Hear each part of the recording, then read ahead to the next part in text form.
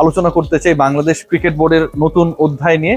এবং সেই অধ্যায়টা সূচিত হয়েছে একদিন আগে, আপনারা সবাই জানেন 30 মে বাংলাদেশ ক্রিকেট বোর্ডের নবনির্বাচিত প্রেসিডেন্ট হিসেবে দায়িত্ব গ্রহণ করেছেন বাংলাদেশের প্রথম টেস্ট সেঞ্চুরিয়ান, প্রথম ওয়ানডে বিশ্বকাপের অধিনায়ক, বাংলাদেশের অনেক প্রথমের সাথে জড়িত যেই নামটা আমিনুল ইসলাম বুলবুল। আমিনুল ইসলাম বুলবুল দায়িত্ব গ্রহণ করার পর বাংলাদেশের এই পার্টিকুলার ক্রিকেটার সাবেক অধিনায়ক দায়িত্ব গ্রহণ করার পর অনেক দিক থেকে অনেক আশাব্যঞ্জকতা শুরু হয়েছে। প্রথম কারণ যেটা, সেটা হচ্ছে আইসিসিতে, মানে এই দায়িত্ব গ্রহণের একদিন আগেও তিনি আইসিসিতে কাজ করতেন। গেম এডুকেশন অ্যান্ড ডেভেলপমেন্টের তিনি হেড ছিলেন।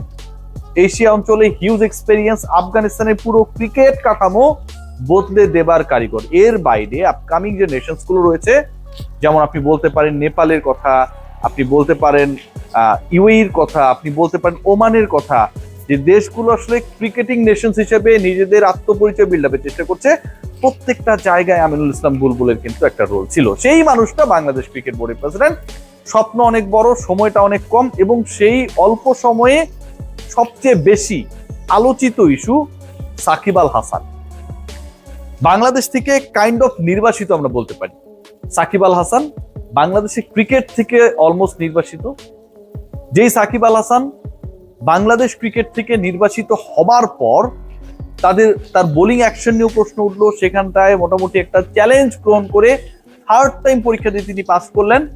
এবং সাকিব আল হাসান যখন পিএসএল বন্ধ হবার পরবর্তী সময়ে যুক্ত হলেন, তখন বাংলাদেশ ক্রিকেট বোর্ড রিলেটেড অনেকেই আলোচনা করা শুরু করলেন, সাকিব যদি পারফর্ম করতে পারে তাহলে সাকিব আল হাসানকে বিবেচনা করা হবে ফিউচার বাংলাদেশ দলের জন্য। এগুলো ছিল কথার কথা।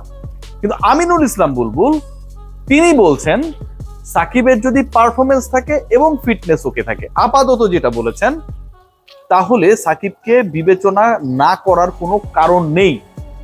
দ্বিতীয় পয়েন্ট যেটা বলেছেন, একটা ভাইবস দেওয়ার চেষ্টা করা হয়েছে যে উপদেষ্টা সাকিবকে চান না, অমুক নেতা সাকিবকে চান না। এগুলো কিন্তু তারা কখনো তাদের মুখ থেকে বলেন নাই। ক্রীড়া উপদেষ্টা যখন তিনি দায়িত্ব গ্রহণ করেছিলেন, সাকিবের নামে শুরুর দিকে যখন মামলা হলো, ওই সময়টাই কিন্তু আমার খুব করে মনে পড়ে আসিফ মাহমুদ সজীব ভুঁইয়া বলেছিলেন বাংলাদেশের ক্রিকেট ইতিহাসের অনেক বড় কিংবদন্তি একজন সাকিব আল হাসান। আইন উপদেষ্টা বলেছিলেন যে এই মামলাগুলো যে মেরিট নেই এটা বোঝাই যায়। সো সাকিবকে কেন্দ্র করে বাংলাদেশ ক্রিকেট বোর্ডের সাবেক প্রেসিডেন্টের যে বক্তব্য, এটা বোঝা যায় যে আলটিমেটলি গভর্নমেন্টের অবস্থান যতটুকু সত্য, তার থেকে তার অপছন্দের জায়গাটা অনেক বেশি প্রাধান্য পেয়েছে। আমিনুল ইসলাম বুলবুল কি গার্সি কথাটা বলেছেন, একবার দেখার চেষ্টা করেন বা বোঝার চেষ্টা করেন যে ক্রীড়া উপদেষ্টা তো নির্বাচক না। সাকিবকে যদি খেলতে হয় তাকে তো নির্বাচিত হয়ে আসতে হবে। সেই নির্বাচন প্রক্রিয়ায় তো আসলে ক্রীড়া উপদেষ্টা যুক্ত না। ক্রীড়া উপদেষ্টা যদি নির্বাচক হতেন সেটা থাকতো। নাম্বার 2, তিনিই বলছেন, আমিনুল ইসলাম বুলবুলি বলছেন সাকিব আল হাসান বাংলাদেশের ক্রিকেট ইতিহাসের কিংবদন্তি, তার মতো কেউ না অফিসিয়াল প্রেস কনফারেন্সে। যেই মানুষটা সরকারের প্রতিনিধি হয়ে বাংলাদেশ ক্রিকেট বোর্ডে দায়িত্ব নিয়েছেন, কারণ তিনি কাউন্সিলর হয়েছেন এনএসসি থেকে, পরিচালকও হয়েছেন এনএসসি থেকে, ন্যাশনাল স্পোর্টস কাউন্সিল, তাই মন্ত্রণালয় দ্বারা পরিচালিত মন্ত্রণালয়ের একটা অঙ্গ সংস্থা।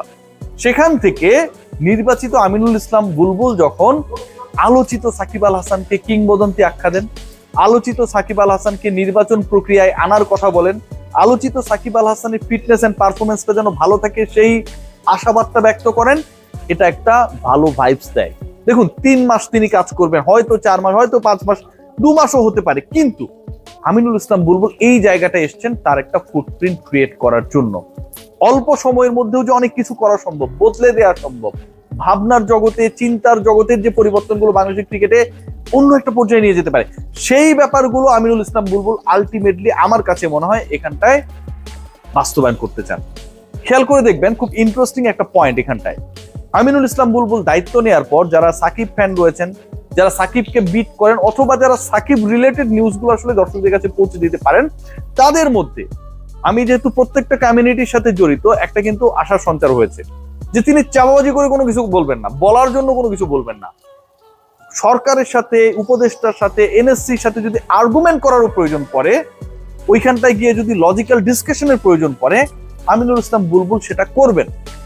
পরেরটা পরে সেকেন্ড পয়েন্ট যেটা, দেখুন বাংলাদেশের এখনকার সিচুয়েশনে প্রায় দেখবেন যে এয়ারপোর্ট থেকে, বিভিন্ন বন্দর থেকে, অনেককেই ধরা হয় যে পালিয়ে যাবার সময় ধরা পড়লেন অমুক দলের অমুক নেতা।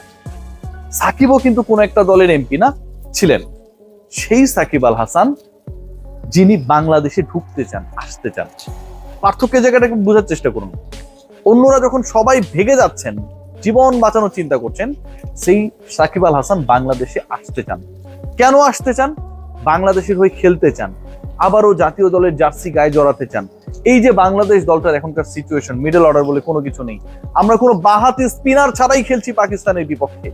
বাংলাদেশে বোলিং আক্রমণ নিয়ে নানা প্রশ্ন তৈরি হচ্ছে। বাংলাদেশে ব্যাটিং ডিপার্টমেন্ট নিয়ে কনফিডেন্সহীনতা প্রকাশ্য। বাংলাদেশের হয়ে সর্বোচ্চ রান করে সর্বশেষ ম্যাচে তানজিম হাসান সাকিব 50 রান যদি বাদ দিয়ে দেন 144 থেকে, বাকি ব্যাটসম্যানরা সবাই মিলে 100 রান করতে পারে না। এই যে একটা অবস্থা, you need someone's performance, you need someone's presence. Shakib Al Hasan কি সেই ক্যারেক্টারটা হবে? বাংলাদেশ ক্রিকেট বোর্ড কি আরো একবার ওয়ান্স এগেইন সাকিব আল হাসানকে, বিভিন্ন সাকিব আল হাসান অন্যায় করেছেন, অবিচার করেছেন, নিয়ম ভেঙেছেন, দর্শককে পিটিয়েছেন, ক্রিকেট বোর্ড সবসময় তার পাশে ছিল। এই মুহূর্তে যখন সাকিব আল হাসান সবচেয়ে বেশি ভালনারেবল, সাকিব আল হাসান ওই জুলাই বিপ্লবে তার রোল প্লে করতে না পারে আনুষ্ঠানিকভাবে তার সোশ্যাল মিডিয়ায় দুঃখ প্রকাশ পর্যন্ত করেছেন, সেই সাকিব আল হাসানকে আরো একটা চান্স পাবেন, পেতেই তো পারেন। যখন আমিনুল ইসলাম বুলবুল বাংলাদেশ ক্রিকেটের এই মুহূর্তের অভিভাবক, তখন সেই আশাবাদ ব্যক্ত করা, সেই স্বপ্ন দেখাটা আমার কাছে মনে হয় অন্যায় না।